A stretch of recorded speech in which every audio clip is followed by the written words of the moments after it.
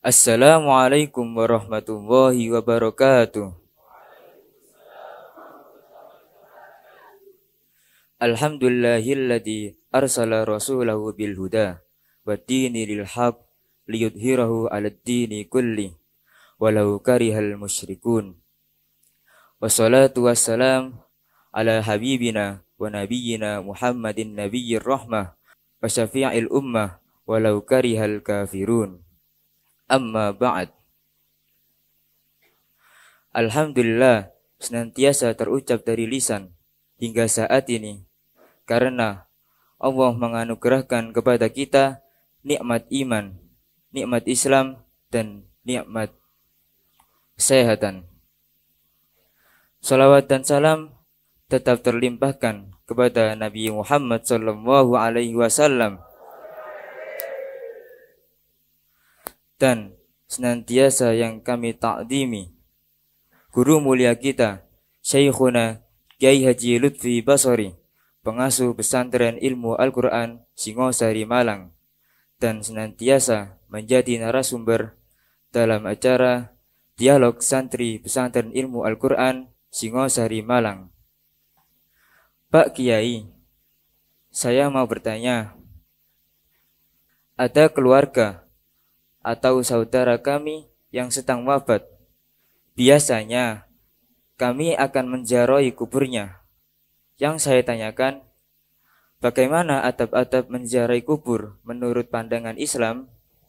Pertanyaannya, bagaimana adab sopan santun berziarah kubur? Kalau kita mau berziarah kubur, ya memang harus memenuhi syarat-syarat yang terbaik, ya, yang harus kita lakukan. Antara lain, sebelum berangkat itu kita berwudu. Jadi kalau mau ziarah kubur, disunahkan untuk berwudu. Kemudian masuk di makam pekuburan, ya kita katakan di pintu gerbangnya begitu, maka disunahkan untuk mengucapkan salam kepada semua penduduk makam atau pekuburan. Salamnya itu ada beberapa versi, antara lain Assalamualaikum ya ahlad diyar minal mu'minina wal mu'minat antum sabikuna wa nahnu bikum lahikun insyaallah aminin. Begitu. Ada ditambah juga salimin, ghanimin, dan lain sebagainya. Itu salam sekaligus doa. Kemudian sunnah juga menghadap kiblat tatkala berziarah kubur. Jadi memilih posisi, kalau di Indonesia itu ya, di timurnya makam pekuburan yang kita ziarahi, jadi menghadap arah barat kalau di Indonesia, ya. Karena posisi kiblat itu kalau di Indonesia arahnya barat, begitu. Kemudian juga menabur bunga, istilahnya nyekar bunga, karena Nabi Muhammad SAW juga pernah nyekar, namun beliau nyekarnya tidak pakai bunga tapi pakai pelepah kurma. Kita di Indonesia cari pelepah kurma sulit, jadi disunahkan menggunakan bunga. Itu yang diajarkan oleh ulama-ulama Ahlussunnah wal Jamaah yang konon dari awal masuk di mana Indonesia. Maka ada istilah nyekar bunga, itu juga disunahkan. Kemudian membaca surat pendek, misalnya surat Al-Ikhlas, ya. Atau kalau mau khataman Al-Quran juga boleh, kalau situasinya memungkinkan, mungkin di pemakaman khusus, ya, yang tempatnya nyaman, itu boleh kita menghatamkan Al-Quran dengan niat pahalanya dikirimkan kepada penghuni makam pekuburan yang dituju atau yang diziarahi, begitu ya. Kemudian juga disunahkan untuk berdoa bagi para leluhur yang sudah wafat. Di samping juga mendoakan mayit atau orang yang diziarahi, tapi juga penting mendoakan para leluhur. Dan saat berziarah hendaklah beradab sopan santun yang baik, ya, cara jalannya yang baik, begitu. Kalau yang diziarah itu adalah ulama atau orang-orang soleh, para wali, gitu ya, dianjurkan untuk melepaskan sandal. Itu sandalnya ditaruh di gerbang luar. Ini juga adab sopan santun. Kemudian tidak berbicara dengan kata-kata yang jorok. Ya, jadi betul-betul menjaga kesopanan juga secara lisan. Ini dianjurkan. Kemudian tidak duduk di atas nisan. Karena ada kan nisan-nisan di situ. Ini tak boleh. Ya, kita tidak sopan kalau duduk di atas batu nisan yang ada di makam kuburan. Atau melangkahi kuburan yang sudah ada. Kuburan, kan ada kan lewat itu mesti ada. Maka hendaklah orang yang jalan masuk kuburan melewati sela-selanya. Bukan melangkahi kuburannya, tapi di sela-sela antara dua kuburan, sela-selanya ini masuk. Atau kalau memang sudah disediakan jalan setapak, maka itu yang dilalui. Ini termasuk adab sopan santun. Ya. Kemudian tidak berlebih-lebihan tatkala ziarah kubur. Berlebih-lebihan itu misalnya sampai sujud ke kuburan itu haram, tidak boleh. Bahkan sholat di atas kuburan selain sholat jenazah, maka tidak boleh. Kalau sholat jenazah kan tidak ada sujudnya. Jadi sholat jenazah itu boleh di atas kuburan. Mungkin karena telat waktu takziah atau pemakaman. Maka boleh sholat di sebelahnya, maksudnya di dekat kuburan. Tapi kalau sholat sunnah, sholat duha misalnya, tepat di depan kuburan. Padahal kita berada di timurnya lah, kalau kita di Indonesia. Kita berada di timurnya kuburan. Maka seakan-akan tatkala sujud itu menyembah kuburan itu tidak boleh. Namanya berlebih-lebihan. Termasuk berlebih-lebihan itu misalnya dengan cara sesajen. Ya. Atau mengirimkan sesaji ke tempat pekuburan tersebut. Dengan maksud apa?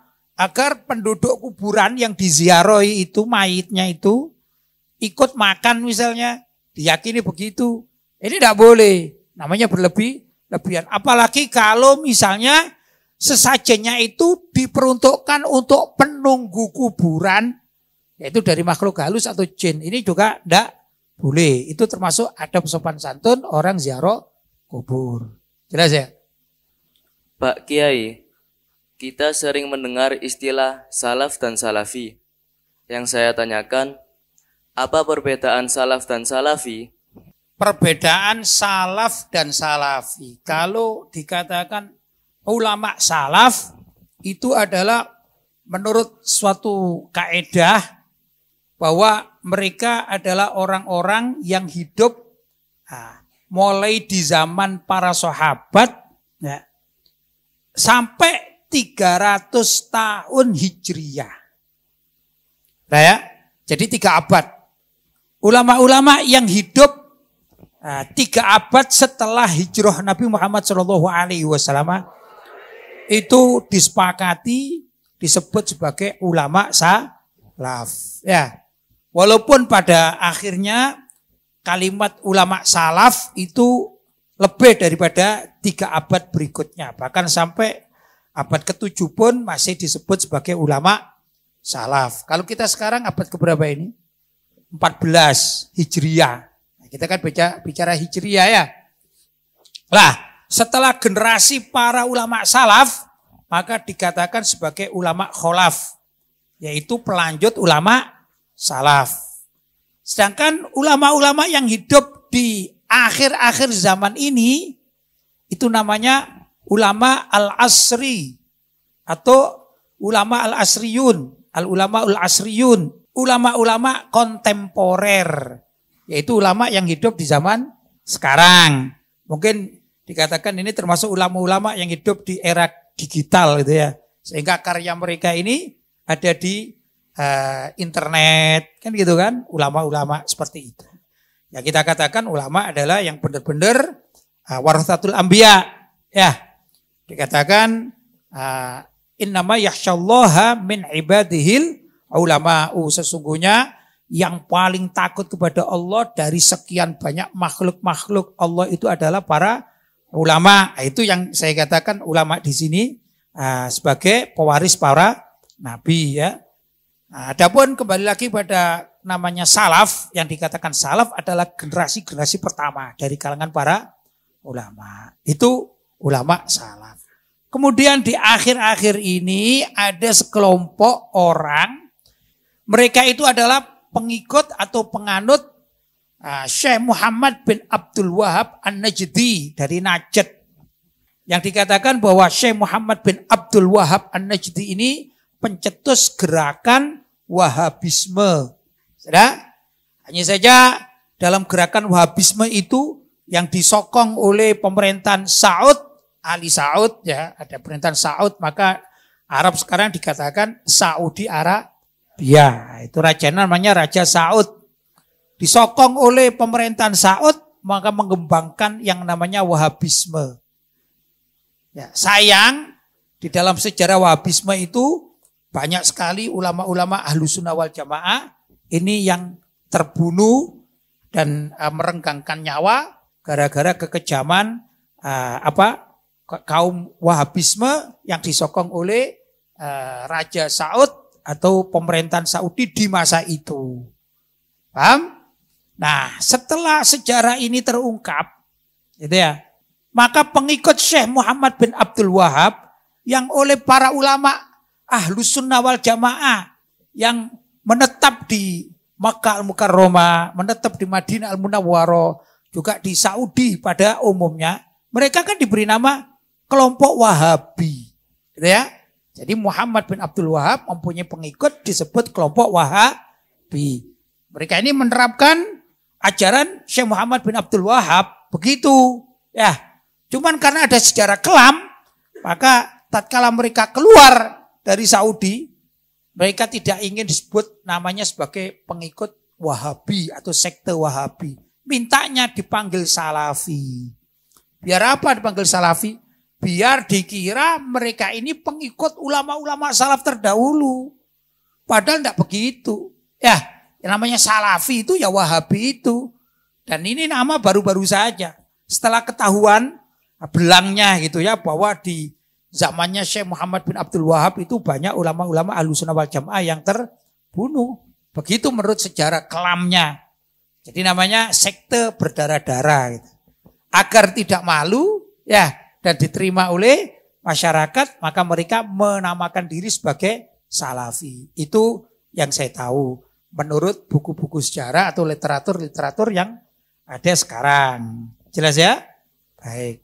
Pak Kiai, misalnya ada seseorang melihat buah-buahan di pinggir jalan dan ia sangat ingin mengambilnya. Yang saya tanyakan, apa hukumnya mengambil buah-buahan yang ada di pinggir jalan yang tidak ada pemiliknya? Buah-buahan atau pohon di pinggir jalan itu biasanya ditanam oleh pihak pemerintah.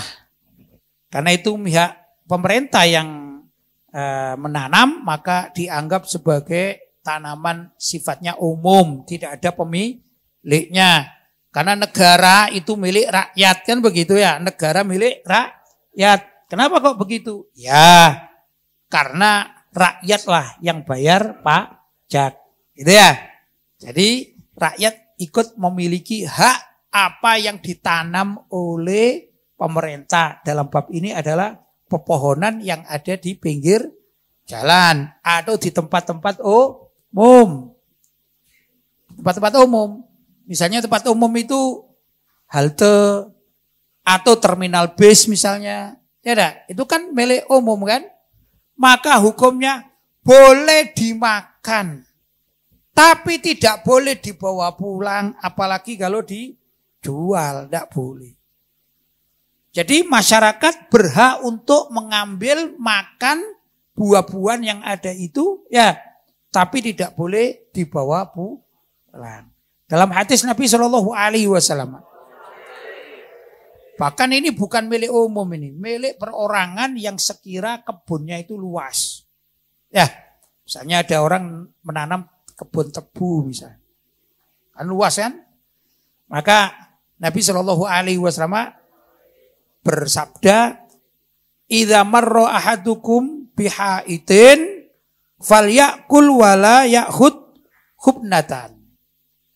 Apabila salah seorang dari kalian masuk ke suatu kebun, maksudnya kebun buah, kebun sesuatu yang bisa dimakan itu.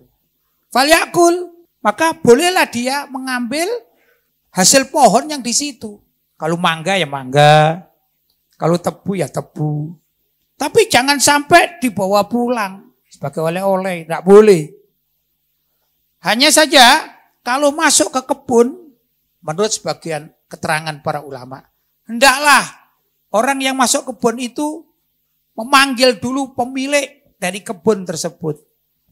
Pak, kalau orang kita, Assalamualaikum Pak, di kebun itu. Ya, Assalamualaikum Pak, sampai 3 kali. Pak, Bapak, ada penunggunya. Gitu. Kalau ada penunggunya, hendaklah dia minta izin. Pak, boleh enggak saya makan buah-buahan ini. Begitu. Jelas. Tapi kalau tidak ada penunggunya, menurut sebagian para ulama, dia tetap berhak untuk mengambil buah secukupnya, sekira hanya untuk kepentingan pribadinya, dan haram kalau dibawa pulang. Itu begitu. Ada yang bertanya, loh kok bisa? Ya, ini diibaratkan sebagai seorang tamu. Seorang tamu itu kan berhak mendapatkan hak-haknya. Apa hak-hak tamu? Yaitu mendapatkan suguhan. Ya enggak? Kewajiban tuan rumah adalah menghormati, di antara menghormati itu memberikan suguhan. Paling tidak air putih lah. Tapi kalau tidak ada air putih, ya di situ ada tebu misalnya, ya ada mangga misalnya. Asalkan ini perkebunan, bukan satu saja, satu batang. Kalau ada orang di halaman rumahnya menanam satu batang kates atau pepaya, ya gak boleh kalau dijaga sama orangnya. Itu namanya bukan kebun namanya. Kebun itu adalah suatu yang menghasilkan buahnya. Namanya perkebunan. Paham ya? Itu bedanya milik seseorang sendirian. Biasanya orangnya marah kan gitu ya. Tapi kalau ini enggak, milik perkebunan. Kebun apa saja gitu. Nah, kalau ada yang jaga, hendaklah minta izin. Tapi andai kata tidak dijaga, menurut syariat itu boleh mengambil sekedarnya. Apalagi kalau orangnya kelaparan, begitu ya. Jadi kembali lagi, kalau kita bicara pohon yang ada di pinggir jalan, jelas boleh diambil buahnya, tapi tidak boleh dikuasai, dimiliki, tidak boleh. Misalnya diplot, wah ini milik saya, orang lain tidak boleh ngambil, tidak boleh. Haram jadinya. Pak Kiai, banyak orang kafir di luar sana yang suka memusuhi umat Islam dan suka adu domba. Yang saya tanyakan, apa hukumnya mendoakan orang kafir yang suka memusuhi umat Islam dan suka adu domba? Mendoakan keburukan orang kafir. Boleh. Boleh hukumnya. Abu Lahab aja dinas oleh Allah SWT kan gitu kan, di neraka jahanam selama-lamanya. Ya enggak? Boleh jadi. Melaknat orang kafir itu boleh, apalagi yang memusuhi umat Islam. Bukan sekedar melaknat, berperang. Berperang sampai membunuh orang kafir itu boleh hukumnya dalam peperangan. Apalagi sekedar mendoakan. Dan Nabi pun ya pernah mendoakan orang-orang kafir. Begitu ya. Jadi kalau hukumnya mendoakan agar orang kafir itu tumbang, ada orang kafir itu mati misalnya, ya enggak? Boleh, enggak apa-apa. Rusak misalnya, Allahumma ahlikil kufar. Ya Allah, hancurkanlah orang-orang kafir itu. Kan ada kan doa, boleh, enggak apa-apa. Paham ya? Nah, cuman kalau kita punya tetangga, kebetulan dia itu orang kafir, maka kita tetap dianjurkan untuk baik-baik saja bertetangga, asalkan si kafir itu tidak memusuhi kita. Kalau si kafir tetangga kita memusuhi kita, ya kita boleh perang sama dia. Tapi kalau dia tidak memusuhi kita, maka sebagai tetangga yang baik, kita hanya diperkenankan untuk menyapa misalnya. Ya, menyapa pun jangan sampai mengucapkan selamat, jangan. Karena tidak ada orang kafir yang selamat itu, tidak ada. Misalnya saja kalau menyapa, sehat Pak? Oh ya sehat, tidak apa-apa. Rezekinya gimana? Lancar ya? Oh ya, rezeki saya lancar, tidak apa-apa. Pak, dagangannya gimana Pak? Si Pak ya? Oh ya, tidak apa-apa, bagus. Tidak apa-apa ya. Tapi kalau selamat jangan, karena selamat itu dari kalimat assalam. Sedangkan assalam itu ismun min asma'illah. Salah satu nama dari nama Allah, assalam. Maka tidak layak sifat Allah disampaikan kepada orang kafir yang mengingkari Allah, tidak boleh.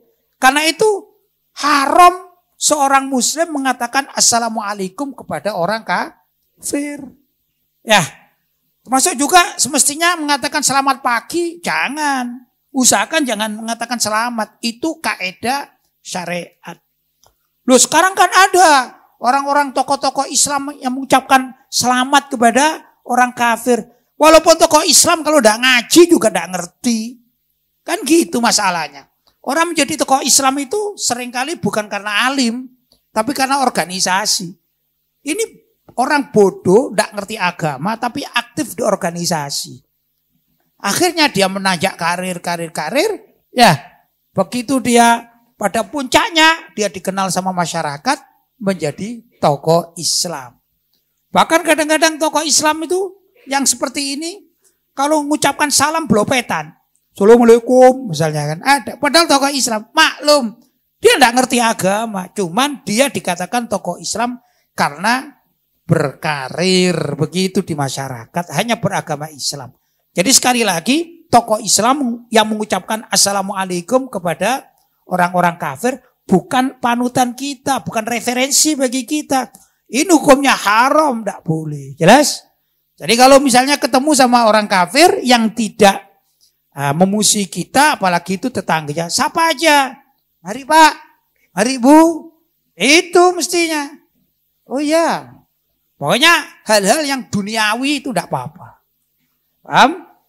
Balik lagi, kalau mendoakan orang kafir yang memusuhi Islam, ya itu sudah dilaksanakan puluhan tahun, ribuan tahun.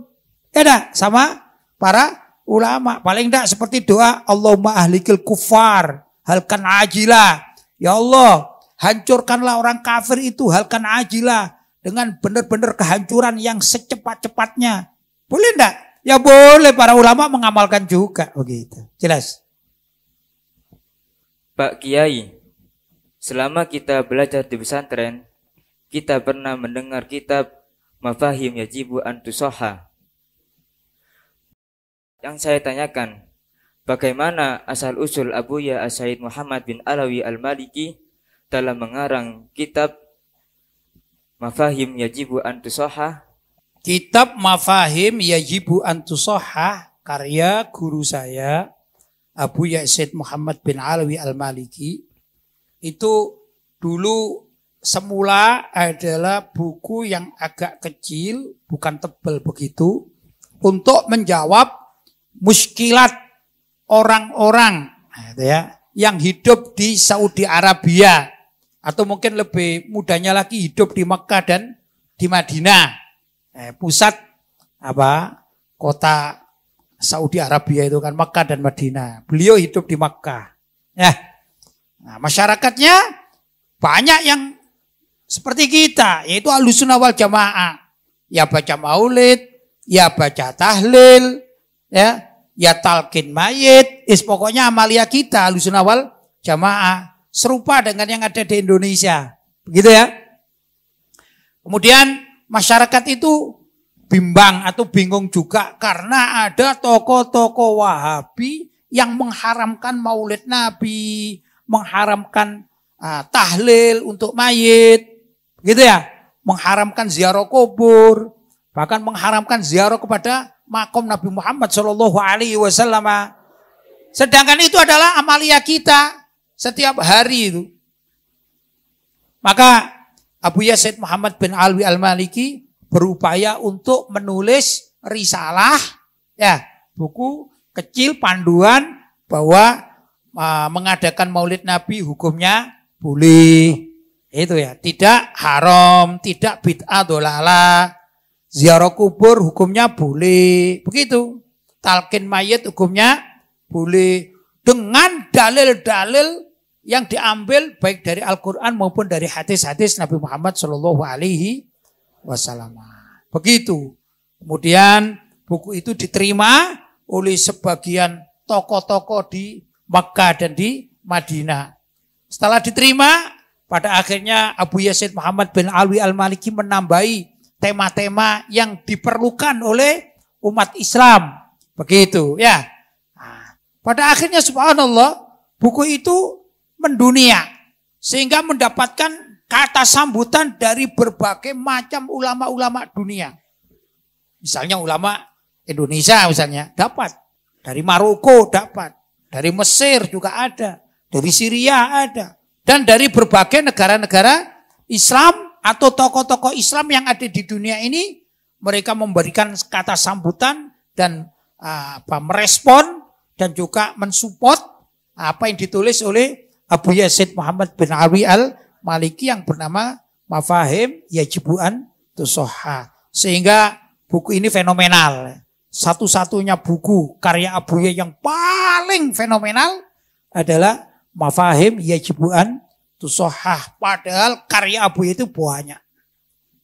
Ya, puluhan karya Abu Yazid Muhammad bin Alwi Al-Maliki. Tapi yang beliau anggap dan dianggap juga oleh masyarakat, diakui oleh masyarakat adalah kitab Mafahim Yajibu an Tusohah. Alhamdulillah dulu kami-kami, saya bercerita tentang diri saya sendiri ya.